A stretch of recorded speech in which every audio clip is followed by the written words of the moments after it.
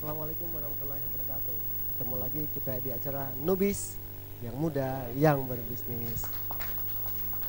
Baik para pebisnis muda, 1 minggu sudah kita tidak ketemu dan biasanya banyak hal pasti kita temukan dalam bisnis kita gitu.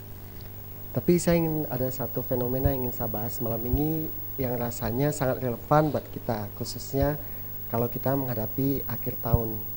Ketika saya kemarin di dalam satu perjalanan membaca sebuah majalah tentang yang namanya generasi Y atau generasi Y. Awalnya sih saya tidak menyangka ada relevansinya dengan para pebisnis muda gitu. Akan tetapi ketika saya simak terus, terus, oh rupanya generasi Y ini ada hubungannya dengan wirausaha yang sekarang ini benar-benar kita kembangkan. Ketika banyak baik itu pemerintah, akademisi, pelaku bisnis, komunitas ingin mengembangkan yang namanya entrepreneur muda sukses gitu. Ketika itu ada satu benang merah gitu. Bagaimana sih kesiapan daripada mental para wirausaha yang notabene mereka generasi Y ini. Kalau biasanya saya baca generasi Y ini punya karakter yang unik gitu. Kalau dikelompokkan, kita lihat dulu setback ke belakang. Ada 4 generasi. Pertama generasi baby boomers. Kalau di Amerika tuh generasi yang kelahiran setelah Perang Dunia Kedua waktu itu. Kemudian generasi X gitu. Generasi X ini generasi yang menikmati dalam tanda kutip masa-masa perang dingin dulu. Kalau kisaran, tapi kisaran waktu nggak jelas ya. Tapi kira-kira kurang lebih sampai di tahun 76 sampai 80 lah kelahiran sampai itu generasi X. Mereka hidup di masa-masa, kalau bahasa teman saya, masa-masa susah gitu. Tapi mental mereka terbentuk gitu. Kemudian generasi Y atau generasi Y, generasi yang hidup kurang lebih ya sekitar 76-an ke atas, 80 ke atas ya, kurang lebih sampai 2000-an.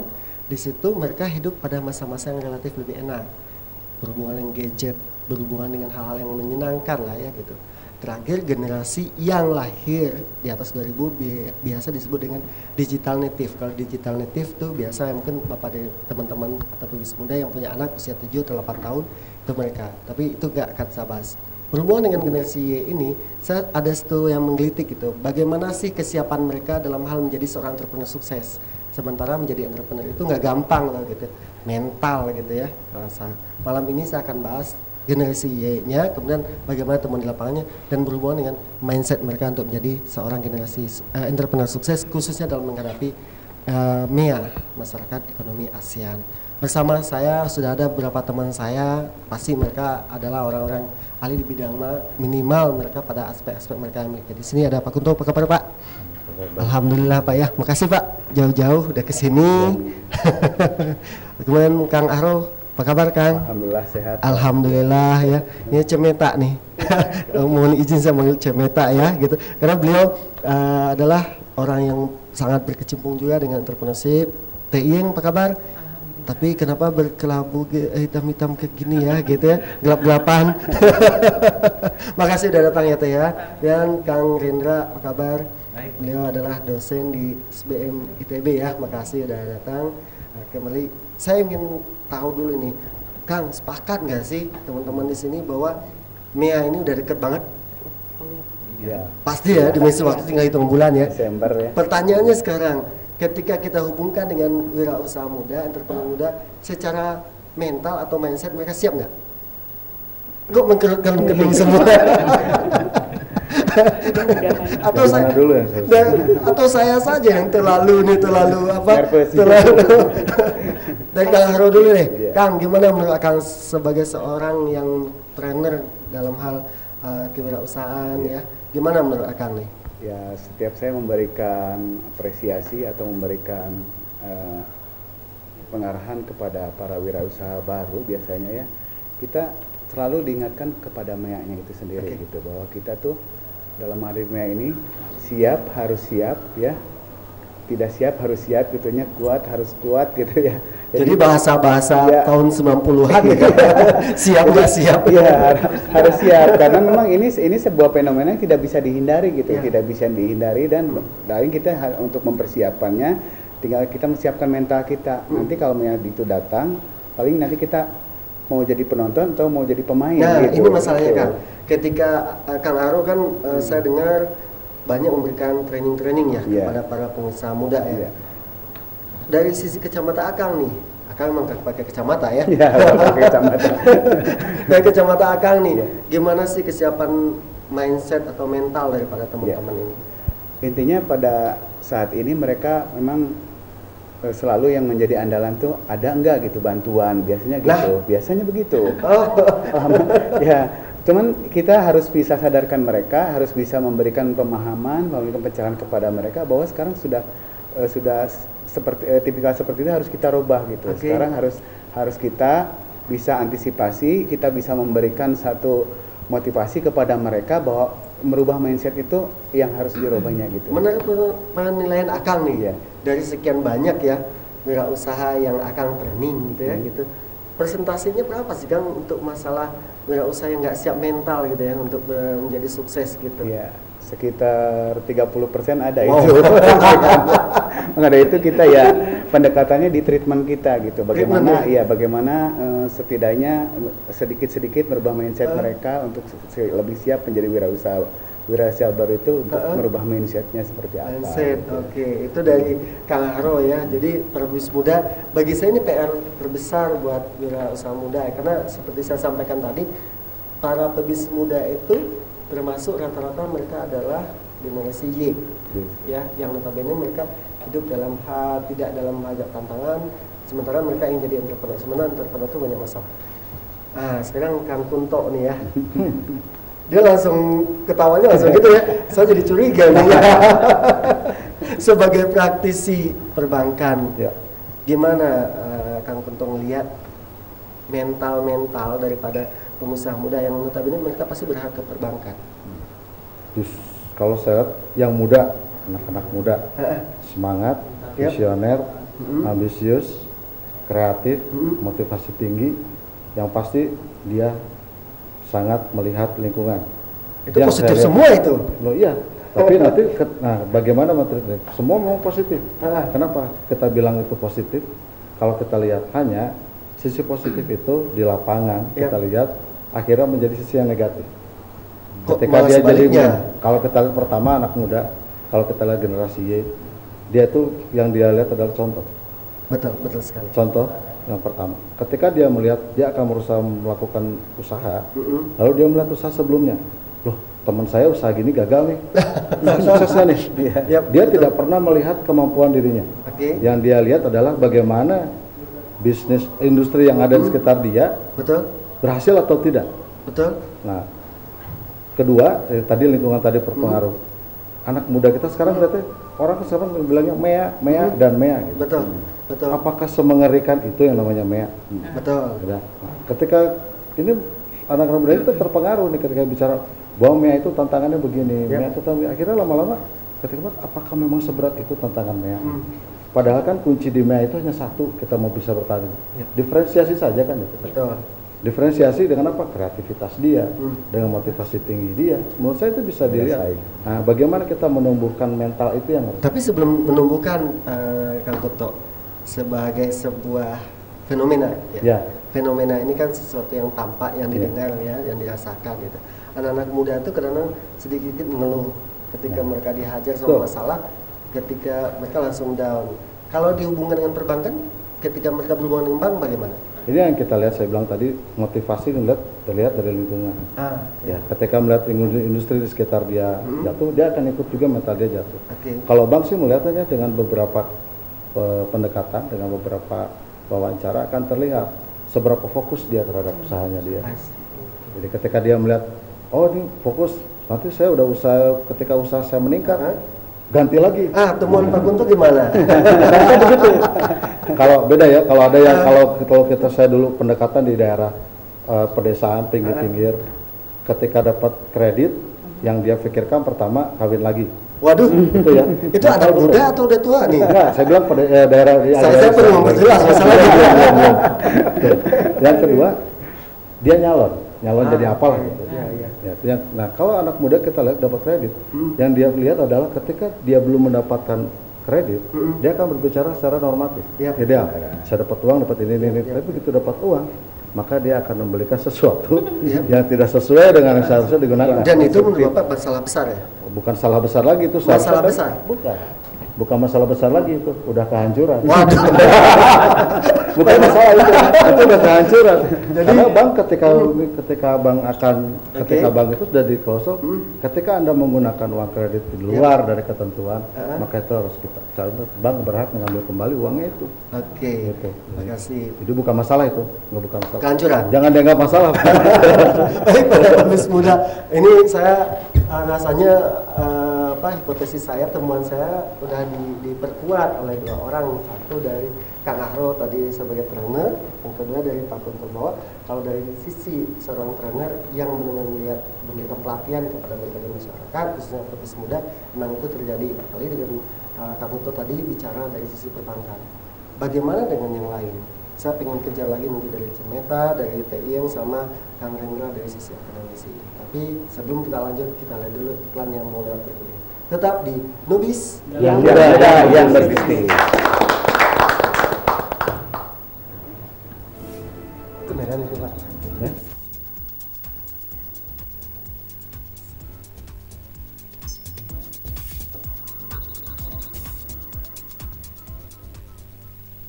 Yayasan Insan Cinta Bakti 30 tahun sudah berdiri. Ada SMK, ada juga Politeknik Pajajaran. SMK ada 3 unit, SMK ICB Cinta Wisata dengan program keahlian, akomodasi perhotelan, usaha perjalanan wisata, dan jasa boga.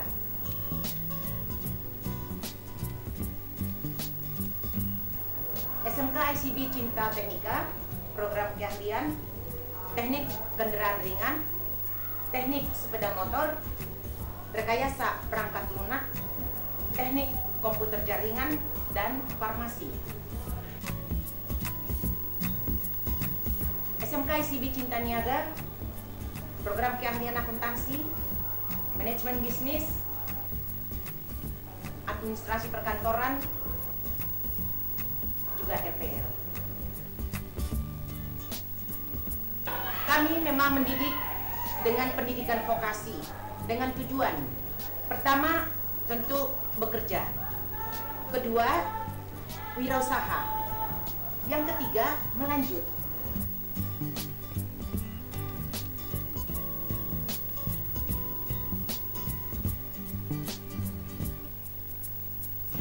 Kita mengembangkan Poljan juga bersama-sama dengan unit-unit lain di bawah Yayasan ICB dengan SMK di ICB, sehingga kita harapkan program-program kita juga match dengan SMK ICB. Apa yang terjadi di SMK ICB itu sesuai dengan apa yang kita rancang di sini, sehingga tidak ada ruginya seseorang bersekolah di SMK ICB dan kemudian melanjutkan di Politeknik Pajajaran. Kami punya komitmen bahwa di sini adalah konsepnya kedisiplinan dan adanya langsung untuk bekerja. Itulah konsep SMK ICB yang dibangun oleh kita. Lalu di sini kita juga punya kelebihan itu lingkungan dengan hijau bersih yang tertata. Sehingga hal ini kepada siswa semua akhirnya betah di lingkungan ini seperti di rumahnya sendiri. Mari bergabung dengan SMK ICB dan Politeknik Pajajaran. Kami mendidik dengan sepenuh hati. Student today, leader tomorrow.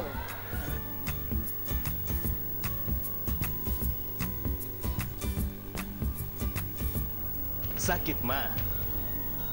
Jika yang biasa sudah tidak manjur, minum yang Forte, Polycrol Forte. Polycrol Forte, ahlinya mah. Sakit mah.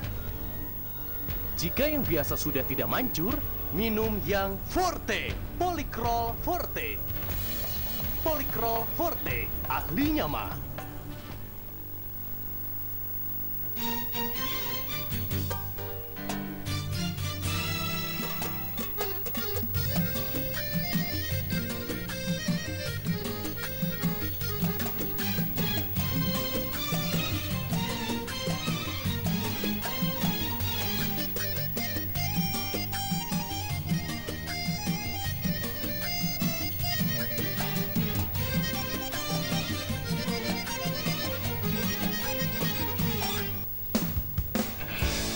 GIMB bertumbuh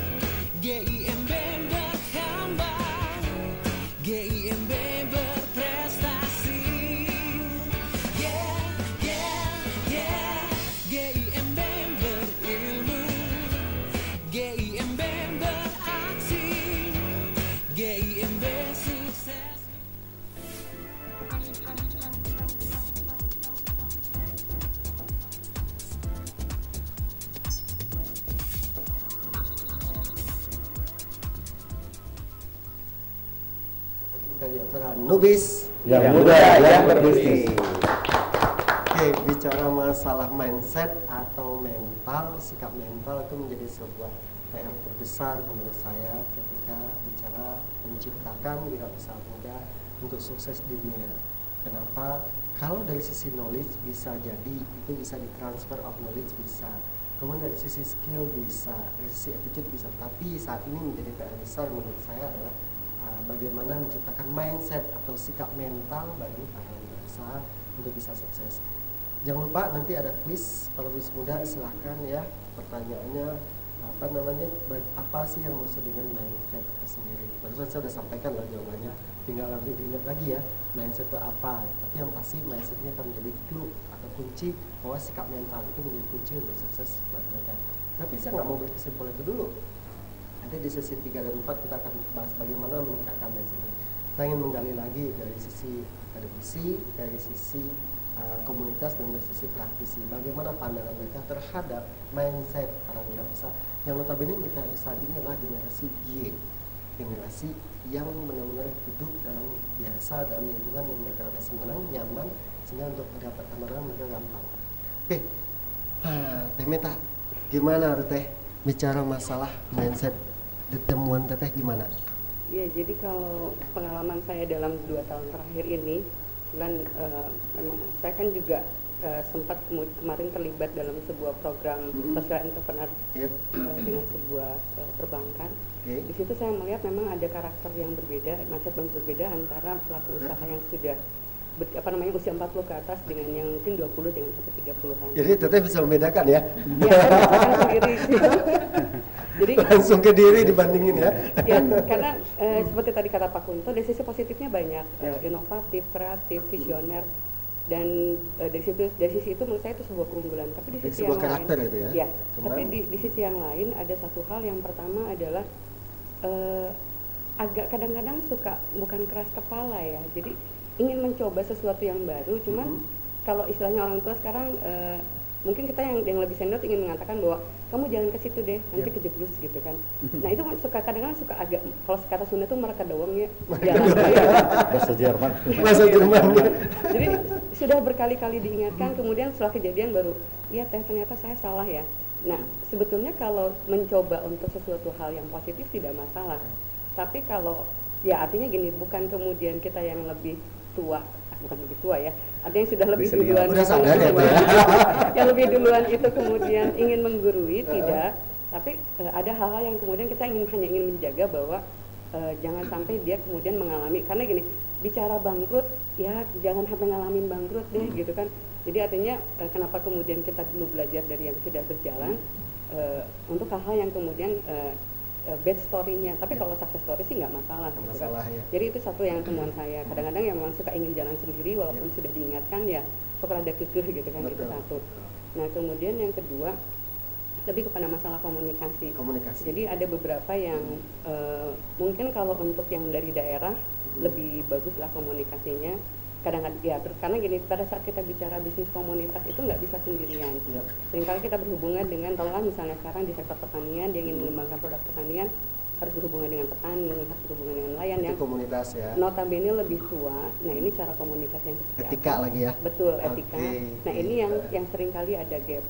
Jadi ada beberapa yang kemudian pada saat mungkin komunikasinya agak kurang clear, jadi yang tuanya kenapa sih kok dia seperti yang tidak menghargai ya, itu kesana gitu. Tapi sebetulnya sehingga untuk hal-hal yang positifnya itu bagus untuk ditingkatkan, tapi kemudian hal-hal yang mungkin ya tadi komunikasi, kemudian kadang-kadang suka menggampangkan sesuatu, jadi gampang deh, ya zaman sekarang gampang gitu kan.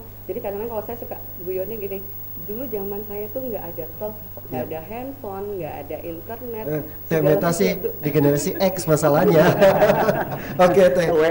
Sehingga artinya bagaimana kemudian itu dikombinkan, jadi ya, supaya bisa jalan dua-duanya.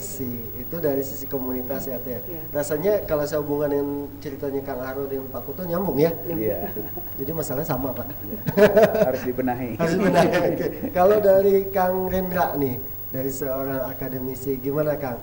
Temuan Akang yang sebagai seorang dosen ya gitu, di kalangan mahasiswa sendiri gimana? Karena saya melihat salah satu kontribusi daripada kampus sangat besar ya untuk menciptakan entrepreneur muda ini. Gimana Kang? Jadi kalau kita bicara tentang wirausaha muda memang unik Pak. Oke. Ya, nggak tahu karena banyak makan mie instan atau kopi instan. Ini sebuah temuan lagi nih gitu. Mikirnya pengen cepat kaya. Pengen gitu. cepat kaya. Kerja 1 hari 2 hari atau 1 bulan gitu, setengah tahun atau 1 tahun udah langsung kaya. Iya.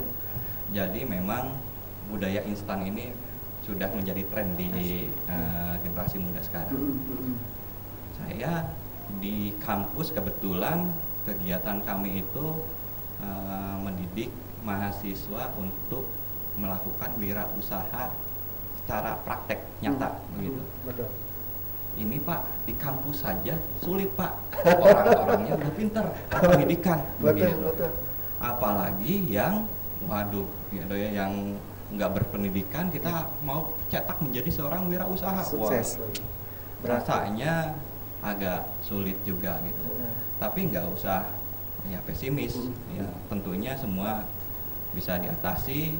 Yang saya lihat sebetulnya kalau mau berwirausaha ya idealnya kita kan harus belajar dulu Pak. Gitu ya. Belajar punya ilmunya. Tapi ilmunya 1 tahun juga nggak cukup Pak. 2 tahun nggak cukup. 4 tahun nggak cukup. Ada yang sudah 10 tahun nggak cukup juga. Kita berkembang terus belajarnya sampai kapan kan? Betul. Jadi yang paling benar itu ya mulai dulu saja gitu. Mulai dengan kehati-hatian. Gitu. Kalau generasi muda merasa gerasak gerusuk, ya carilah mentor ya pendamping yang agak senior gitu ya, yang bisa ngerem mereka. Tapi jangan terlalu senior juga kelihatannya. Kalau jangan terlalu senior. Sip Kang. Kalau saya sih ngerasa muda terus. Gitu. Alhamdulillah. Jadi rasanya temuan di Akang di kampus ya. Iya. Rasanya dengan didampingi dengan orang yang cukup ya mentor ya, yang cukup berpengalaman, rasanya hal-hal instan itu bisa direm. Jadi dari Kang Rena tadi ya, karena makan mie instan jadinya sekarang Teh Iyeng deh. Teh, gimana Teh temuan Teh selama ini Teh? Sebagai praktisi mungkin juga hampir sama, nyambung dengan Pak Kunto, Kang Aro, Dementa dan Kang Rendra, bahwa yang saya lihat di sini adalah bedanya di daya juang. Betty ya, tapi itu lumayan ya. Daya juang. Kalau tadi dibilang bahwa generasi X itu mungkin tidak terlalu banyak yang melenakan. Tapi sebentar dulu, Teh Iyeng generasi baby boomers, generasi X atau generasi Y? Aduh apa ya? Tapi sudah terlihat seumur kok. Jadi yang saya lihat adalah memang di daya juang. Jadi kalau sekarang ketika tadi bilang mungkin ada salah satunya akibat dari makan mie instan ya, kalau herenya. Tapi yang saya lihat juga salah satunya seperti itu. Jadi dengan kemudahan yang begitu mudah didapat itu tidak menjadikan pendorong dia. Jadi kalau kita dulu kan mungkin kita dulu ya. Jadi teteh aja kali ya. Bagaimana kalau misalnya saya usaha gitu kan, ketika saya ingin tahu bagaimana respon pasar terhadap produk kita, itu saya lakukan dengan benar-benar survei. Jadi ketika saya jualan produk A, saya akan survei ke pesaing kita. Kalau sekarang tidak, padahal begitu mudah, orang tinggal googling cari, misalnya cari produk A, itu akan banyak, tapi tidak menjadi pendorong bahwa itu untuk dia berusaha. Betul. Jadi bedanya di situ saya. Tapi ketika tadi dihubungkan dengan bagaimana kita akan menghadapi MEA, jadi seperti yang tagline Jawa Barat katakan, sabisa-bisa, kudu bisa. Insya Allah pasti bisa. Amin. Pak Gunto, gimana Bapak melihat fenomena ada kampus, komunitas sama ini? Ya memang realitasnya memang seperti itu. Hanya kan kita juga tidak bisa melihat semua sebagai sesuatu yang negatif. Akhirnya kan kita seperti menjudge ya, seperti menjudge. Padahal yang perlu kita temukan adalah saya terus terang memimpin sebuah kantor yang 98% anak-anak muda. Rata-rata umurnya di bawah 25. Gap dengan saya usia cukup jauh. Oh jauh Pak ya? Karena usia muda dan tua dari sini ya. Ya jadi tapi yang kita lihat mereka tuh betul-betul melihat contoh. Kalau tadi Kang Rendra bilang mentor, ya memang seperti itu. Hanya jangan salah pilih mentor. Nah, misalkan mentornya baru usaha 2 tahun sama saja. Betul. Karena dia melihat contoh, lah kamu sendiri bisnisnya baru. Makanya kenapa anak muda tidak mau melihat contoh, bukan salah anak mudanya juga. Kadang-kadang dia mentornya juga yang mungkin kadang-kadang kurang menjiwai apa yang dia kasih gitu. Jadi anak-anak muda kan, yang seniornya aja begini gitu kan. Yang ditiru. Yang ditirunya begini, ya saya mau nyontor di mana kan gitu. Karena yang saya alami di ini, jadi memang ini yang menentukan tuh akhirnya kita seperti itu. Jadi ada variabel kita. Kang Harun sepakat ya? Sepakat, dan paling sedikit lagi hanya tinggal kita mendorong, memfasilitasi bagaimana menjembatani biar bisa masuk ke akses yang perbankan itu. Tahan dulu nih. Kalau Kang Harun udah mengasih strategi, kita kelihatannya masuk ke seksi ya. Oke. Baik, para pemimpin muda, bicara masalah dari akademisi tadi, kalau Kang Hendra bicara, mungkin karena kebanyakan makan mie instan ya gitu, jadinya kayak gitu. Terus akibatnya apa? Disambut langsung oleh TI yang bawah, daya juang atau fighting spiritnya jadi rendah. Dan Kak Neta tadi menjelaskan di sisi komunikasi, sehingga terkesan mereka tidak memiliki mental yang bagus dalam hal membangun relasi dengan beberapa orang atau stakeholder di dalam komunitasnya. Baik, para pemimpin muda, ini semakin panas ya diskusinya, bagaimana sih mental. Tapi kita diskusi nggak boleh saja hanya berdasarkan kepada fenomena. Tentu apa yang bisa kita lakukan dan apa yang bisa dilakukan nanti saya akan bahas di segmen selanjutnya. Tetap di Nubis yang muda yang berbisnis.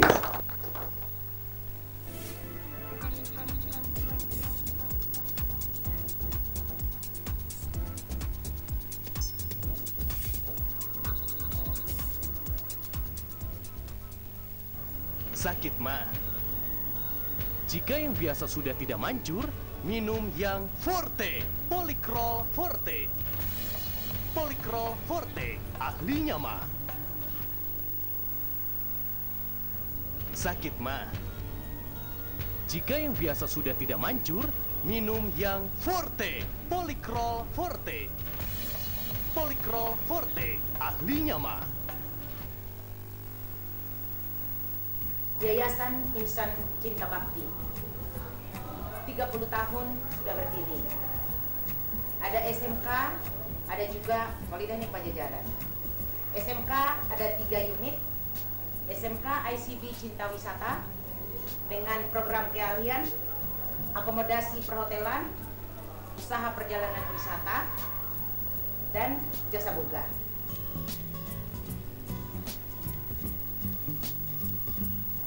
SMK ICB Cinta Teknika, program keahlian, teknik kendaraan ringan, teknik sepeda motor, rekayasa perangkat lunak, teknik komputer jaringan, dan farmasi.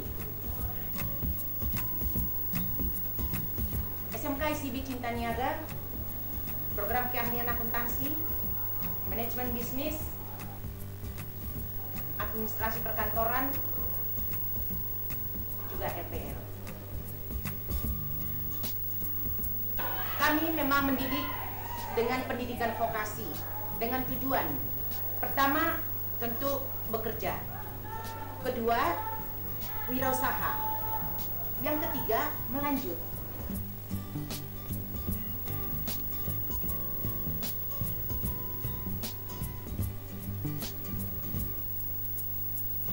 Kita mengembangkan Poljan juga bersama-sama dengan unit-unit lain di bawah Yayasan ICB dengan SMK di ICB, sehingga kita harapkan program-program kita juga match dengan SMK ICB.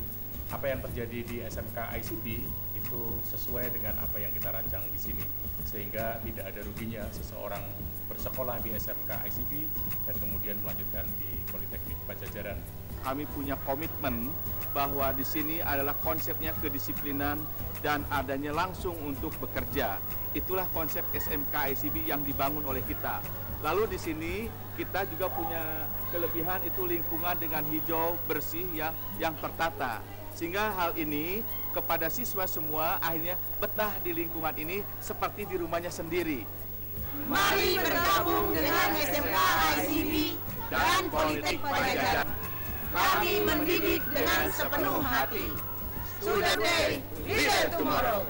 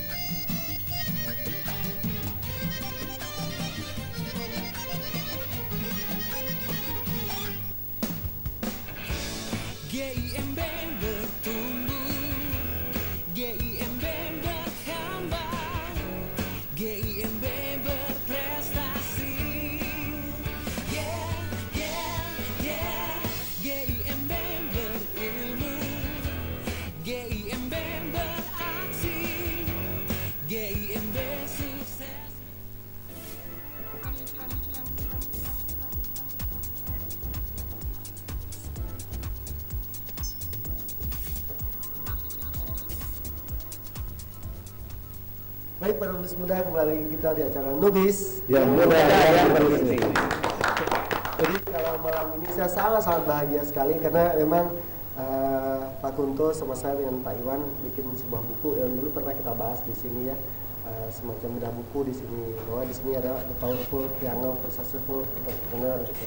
Di sini silakan para pebisnis muda nanti yang jawabannya tadi sederhana kok jawabannya, mindset tuh ada di judul kok ya.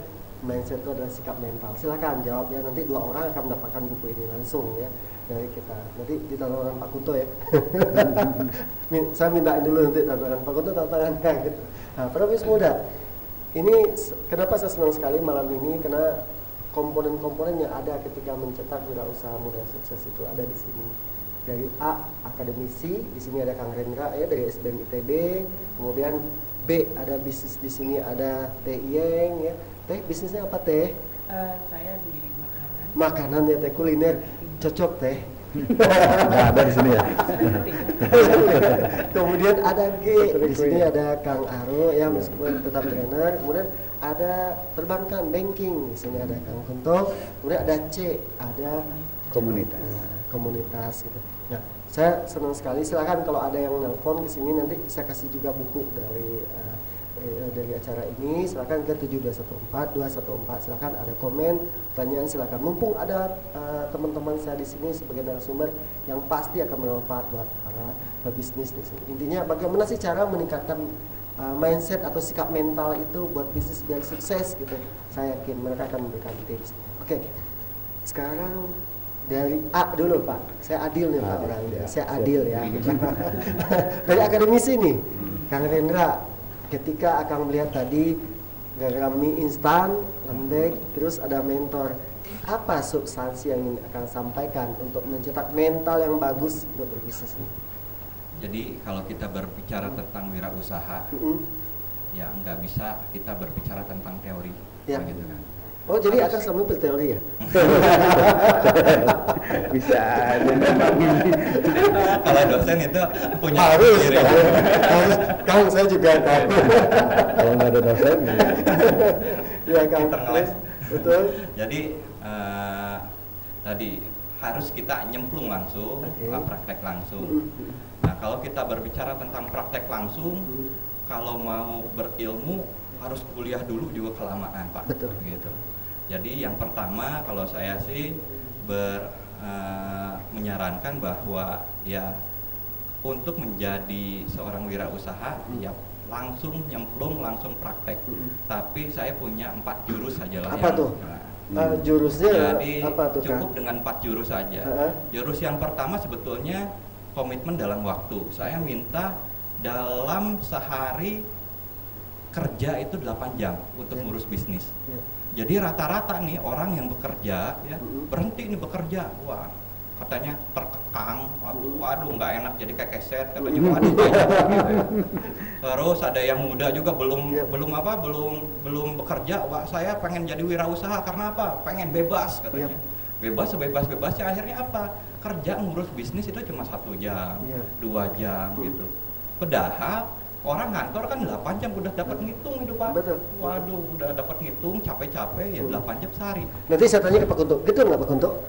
15 jam. Wah, nah, ini hebat lagi nih. Terus dong. Ya. Jadi rasanya dengan 8 jam in charge di bisnisnya, mereka bisa mengelola bisnis dengan baik dan bisa ada waktu untuk belajar. Oke. Yang kedua cukup jadi wirausaha yang berperilakunya baik. Gitu. Jadi dengan berperilaku baik, kan nggak punya ilmu tapi baik, banyak yang nolong pasti. Yang asalnya mau ditipu, gitu ya, dibantu. Jadi nggak ada yang karena nolong, baik gitu. Yang ketiga cukup harus sering berbagi. Gitu ya. Nah kan kita berbicara tentang bisnis itu efisiensi ya. Nah efisiensi sering menjebak kita menjadi pelit, cap jahe, gitu, untuk kasiran atau apa gitu. Nah, ya kalau dengan berbagi, ini kan hukum alam semesta ini sudah membuat sistem yang sangat sempurna gitu. Ketika kita membagi, ya itu akan kembali lagi kan. Ketika kita kalau kita dikasih kan terima kasih gitu ya. Ya kalau udah terima ya harus kasih lah banyak-banyak. Terima kasih. Jadi harus banyak berbagi aja. Ya. Yang keempat, Yang keempat sebetulnya kalau sudah itu berjalan, ya kita harus bisa membuat sistem. Ya, jangan bisnis itu berjalan karena oleh orang itu gitu. Tapi bisnis itu bisa berjalan karena adanya sistem. Tidak adanya orang itu, ya bisnisnya tetap berjalan. Ya. Gitu. Itu aja itu sih dari Kang Ren. Dari B sekarang, pelaku bisnis. Kalau saya pribadi, ketika tadi Kang Rena bilang kalau mau bisnis ya bisnis nyemplung saya. Kalau saya sudah nyemplung kayaknya. Jadi ketika pertama nyemplung hingga sekarang, mungkin yang bisa diambil adalah satu, ketika saya memulai di awal adalah kita meluruskan niat dulu. Jadi apa niat kita berbisnis? Itu yang paling pertama. Setelah kita niatkan apa, lalu kemudian yang kedua tadi dengan lebih banyak berbagi. Jadi kalau misalnya tadi impactnya adalah banyak orang yang menolong. Kalau dengan yang banyak berbagi, banyak menerima manfaat, mungkin disitulah berkahnya. Ya, kemudian yang ketiga, yang saya biasa lakukan adalah tidak mudah menyerah. Jadi beberapa kali bisnis saya sempat turun, tapi kalau misalnya turun lalu duduk, sudah selesai. Saya coba berdiri lagi gitu ya. Cepat bangkit lagi ya. Dan yang terakhir adalah saya harus dapatkan ilmunya untuk melengkapi usaha saya. Jadi di sini berkaitan betapa tadi keberadaan mentor, kemudian juga ilmu dari perbankan dengan coaching dan sebagainya, dari trainer itu akan melengkapi usaha kita sehingga bisa menjadi kuat, dan tadi berpengaruh kepada daya juang mereka seperti itu. Ada tambah lagi dari TI yang tadi ya, bagaimana kalau teman-teman jadi para bisnis itu kita harus benar-benar punya niat dulu gitu. Kalau bagi saya niat itu diluruskan, bagaimana ini adalah pilihan hidup kita. Nah, kemudian lanjut Pak A, B, C. J, komunitas dulu. Ya. Sebetulnya kalau bicara komunitas kan artinya bisnis itu tidak sendiri. Jadi yang kalau pada saat tadi contoh TI itu bisnisnya punya sendiri, nah di komunitas itu justru tidak bisa sendiri. Bagaimana kemudian akhirnya kalau tadi katakan Danda konsepnya berbagi, nah itu dari komunitas itu mau tidak mau ya memang harus sama-sama. Tinggal bagaimana kemudian kita mengimplementasikan konsep yang tadi dari Kang Rendra dengan TI di dalam sebuah bisnis komunitas. Sebagai ya yang kemudian sehingga yang saya alami adalah pada saat kemudian kita ingin berbisnis komunitas satu jalan sendirian itu capeknya luar biasa. Karena semua kita kerjakan sendiri. Tapi pada saat kita berbagi istilahnya mungkin udunan ya.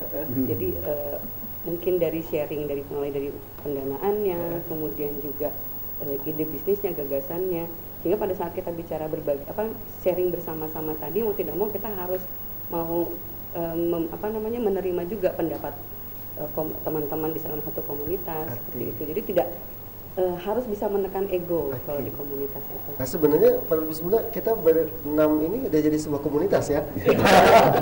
Komunitasnya wajar dengan segala dasar. Memang benar kita nggak bisa sendiri. Kita harus bersama. Nah, dalam komunitas itu ada satu dasar ya adalah kepentingan untuk maju bersama, gitu ya. Dari G sekarang, gimana Kang? Kalau dari kita sendiri, biasanya kan kalau kita sebagai trainer itu adalah sebagai pembelajar ya. Mau tidak mau kita juga harus banyak sambil belajar dan sambil melakukan gitu. Kalau memberikan penyadaran atau memberikan pencerahan kepada yang kita ajak bicara gitu ya, berarti kita sendiri harus melakukan. Di sini saya juga tertantang untuk melakukan bisnis gitu ya, kadang-kadang gitu. Dan kita selalu baru sadar kan? Iya. Baru sadar kan? Dulu. Saya bangkit lagi nih sekarang bisnisnya. Dan kita selalu mengajak berkolaborasi, mengadakan sinergitas dengan berbagai komunitas atau yang berkepentingan itu yang punya unsur praktisinya. Makanya saya sendiri ingin melibatkan praktisi, melibatkan akademisi dengan praktisinya langsung. Karena itu benar-benar akan terasa dampaknya gitu ya. Dan saya sendiri selalu memberikan pencerahan kepada mereka itu, menyadarkan mereka untuk mau berbisnis aja dulu gitu. Punya niatan untuk melakukan bisnis itu yang sangat berat kita bangun sebenarnya di sana. Karena selama ini mental block yang sudah terjadi gitu ya di masyarakat, di generasi muda sekarang kan mereka cenderungnya konsumtif gitu ya, kurang produktif, dan itu biasanya ada mental-mental yang selalu ingin kalau udah selesai sekolah, selesai kuliah itu cari kerja gitu ya. Sekarang bagaimana kita menggiring mereka kalau sudah selesai sekolah itu bukannya cari kerja tapi menciptakan pekerjaan gitu. Dari Itu awal yang kita ya, Kak, didorong ya. gitu. Oke, Ingin oke. selalu mendorong dan mengajak semua yang ada berkepentingan ini bisa berkolaborasi lah kita agar semua menjadikan sebuah hasil yang maksimal yang menjadi tujuan kita bersama. Oke, jadi dari pengamatan Kang Arob dari awal malah para muda kita harus benar-benar menetapkan kita jangan jadi job seeker lagi tapi jadi job creator. Dari perbankan sudah komplit semua. Tinggal pencairan semua. Tapi yang kita lihat adalah ketika semua punya 4 jurus, yang penting konsisten. Bapak 1 jurus saja ya. Konsisten dengan inovasinya, konsisten dengan motivasinya, konsisten dengan niatnya. Kalau sudah bisnisnya mulai maju, please konsisten dulu, jangan pengen pindah-pindah. Nah, karena kalau orang pengen pindah-pindah, Bang Jo ngelihat nih sebenarnya bisnisnya dia ini enggak sih gitu, jangan ini pengen ini fokus ya. Tapi dia nggak bisa fokus, itu yang kita jadi itu yang penting. Yang kedua adalah tadi jadi 2 ya, nggak apa-apa merit. bonus yang paling penting ketika merit yang penting adalah kita harus punya pembeda. Jadi kita punya bisnis yang bisa punya diferensiasi yang kuat, itu aja sih. Baik, para muda, itu dari 5 perspektif yang berbeda ya, dari akademisi, dari bisnis, dari komunitas, dari pemerintah dan perbankan. Para muda bisa ya lihat bahwa sebenarnya saya tidak bermaksud untuk menakut-nakuti dulu, tidak, tapi pasti ada solusi yang bisa kita ambil sehingga kita punya mental atau mindset yang kuat untuk masuk ke MEA di 2015. Saya pasti ada jurus lagi yang akan saya gali dari mereka, tapi saya pengen lihat dulu iklan-iklan yang mau lewat berikutnya. Tetap di Nubis yang muda yang berbisnis.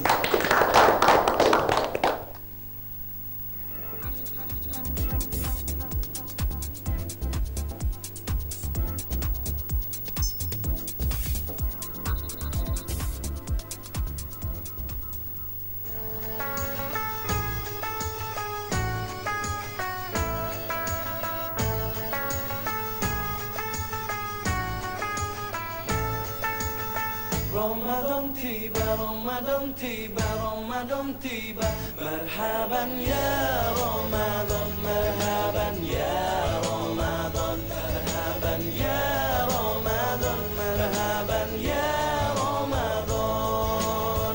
Ramadan tiba, Ramadan tiba, Ramadan tiba. Marhaban ya Ramadan, marhaban ya Ramadan, marhaban ya marhaban ya Ramadan. Ramadan tiba, Ramadan tiba, Ramadan tiba. Marhaban ya Ramadan, marhaban ya Ramadan, marhaban ya Ramadan, marhaban ya Ramadan. Ramadan tiba, Ramadan tiba, Ramadan tiba. Marhaban ya Ramadan, marhaban ya Ramadan, marhaban. GIMB bertumbuh, GIMB berkembang, GIMB berprestasi. Yeah, yeah, yeah. GIMB berilmu, GIMB beraksi, GIMB sukses. Ikuti audisi Muadzin Cilik Bandung TV 2015. Audisi, seleksi, dan grand final 10 dan 11 Juli 2015. Syarat, pria usia 5 sampai dengan 12 tahun. Fotokopi identitas kartu keluarga atau pelajar, foto close up cetak, dan foto soft copy ke dalam CD. Penutupan pendaftaran 9 Juli 2015. Pendaftaran Rp50.000 di Studio Bandung TV, Jalan Pacuan Kuda nomor 63 Arca Manik, Bandung. Dapatkan hadiah jutaan rupiah, trofi Kang Dadang Nasir, piagam penghargaan, hadiah hiburan, dan ikon ambasador azan Bandung TV. Peserta terbatas. Untuk keterangan lebih lanjut dapat menghubungi Mulyani di PIN 7CC50465 dan Wida PIN 21427DD4. Dipersembahkan oleh Bandung TV.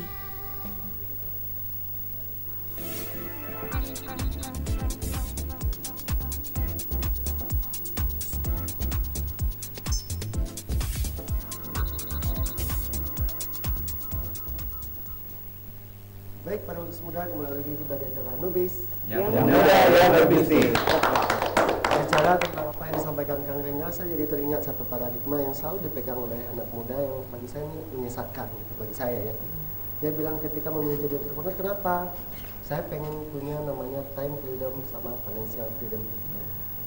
Saya fokus ke yang time freedom kan. Bicara itu, saya lupa mereka tuh menelan mentah-mentah gitu. Kalau bagi saya setelah yang keempat, jurus akal yang keempat, namanya sistem ya gitu. Bagi saya para lulus muda, ketika bicara masalah stigma seperti itu akan menjadi masalah ketika dia menelan mentah. Boleh time freedom, financial freedom boleh, asal kapan? Ketika bisnisnya udah punya sistem. Kapan waktunya? Saya merasakan bahwa paling berat buat berbisnis adalah 2 tahun pertama. Itu berat sekali ya gitu. Kemudian ketika kita bisa bikin sistem, rata-rata kalau saya lihat 8-10 tahun itu baru bisa lihat, oh bisa berjalan sendiri. Jadi para lulus muda dari Pak Kunto, dari Kang Aro, tadi dari Cemeta, Iyeng sama Kang Rengga melihat bagaimana tips-tipsnya. Saya yakin para lulus muda bisa mencatat. Kita di segmen keempat ini saya lebih lebih ke mendasar lagi, kira-kira apa harapan daripada senior dalam tanda kutip ya. senior dalam senior kita di sini yang sebagai pelaku bisnis, apa harapan mereka kepada para lulus muda untuk meningkatkan mental atau mindset mereka, hanya dalam hitungan sedikit waktu tapi mental atau mindset itu bisa berubah gitu. Mulai dari Kang Aro dulu deh. Ya.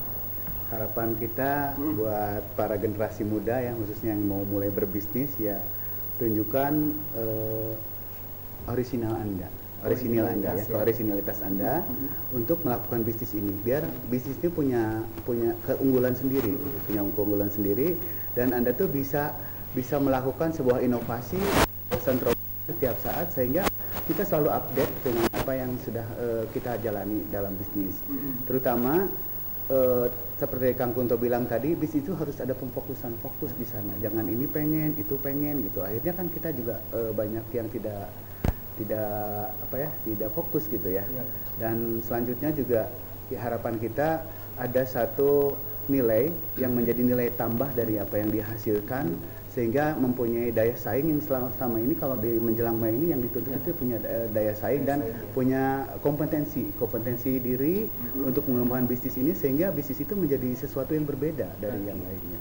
Anda boleh membisnis seperti yang lain, bisnis itu banyak yang sama, tapi bisnis seperti apa yang Anda punya, yang semestinya dijadikan satu pembeda dengan yang lain. Itu ada suatu aksen tersendiri gitu. Ini yang namanya daya saing di menjelang Mei ini. Harapan kita seperti itu. Betul. Jadi Kang Aro jelas bisnis kita tuh harus punya competitive advantage ya untuk bersaing. Kang Kunto? Ya, seperti biasa bekerja dengan hati.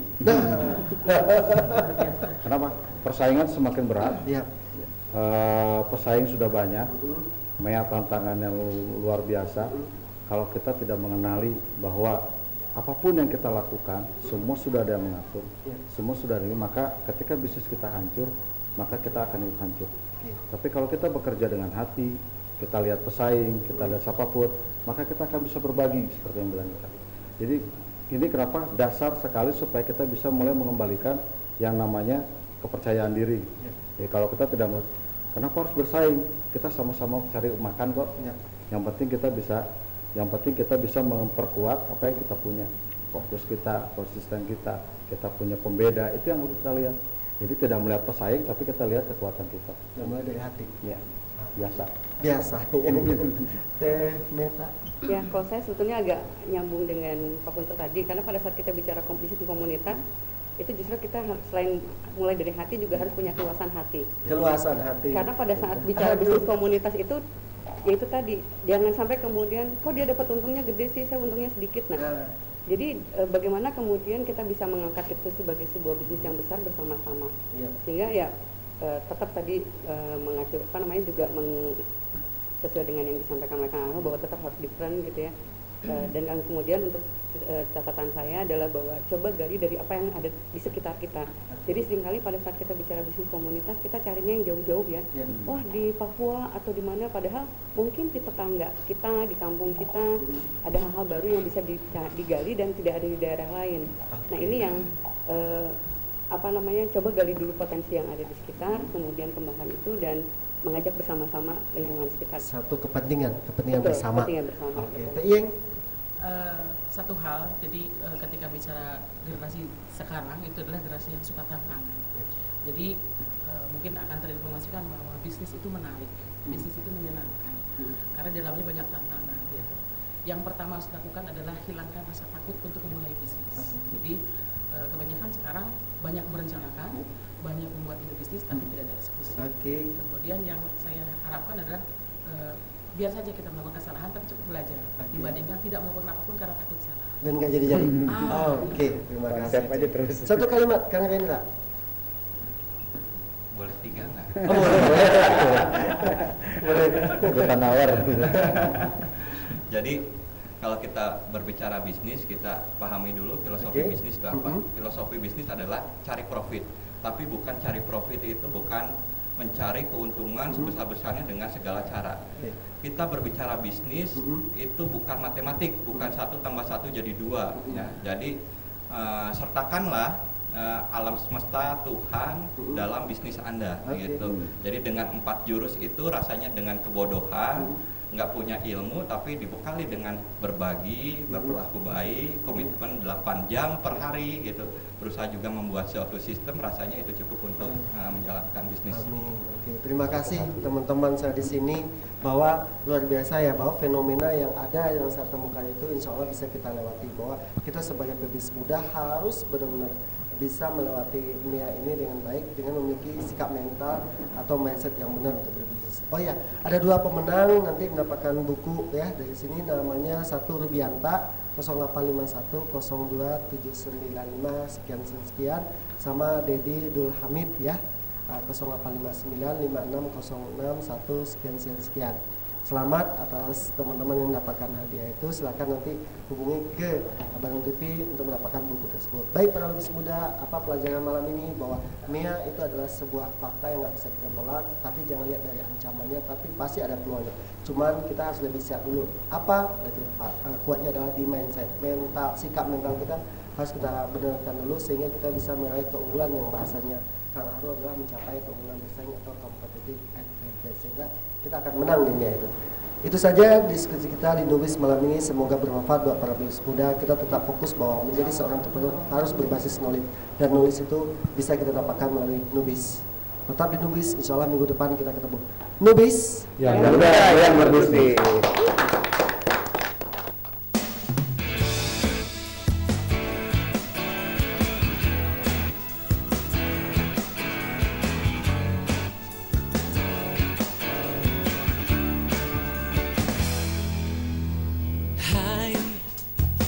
Muda bangsa, bangkit dan berkarya untuk Indonesia.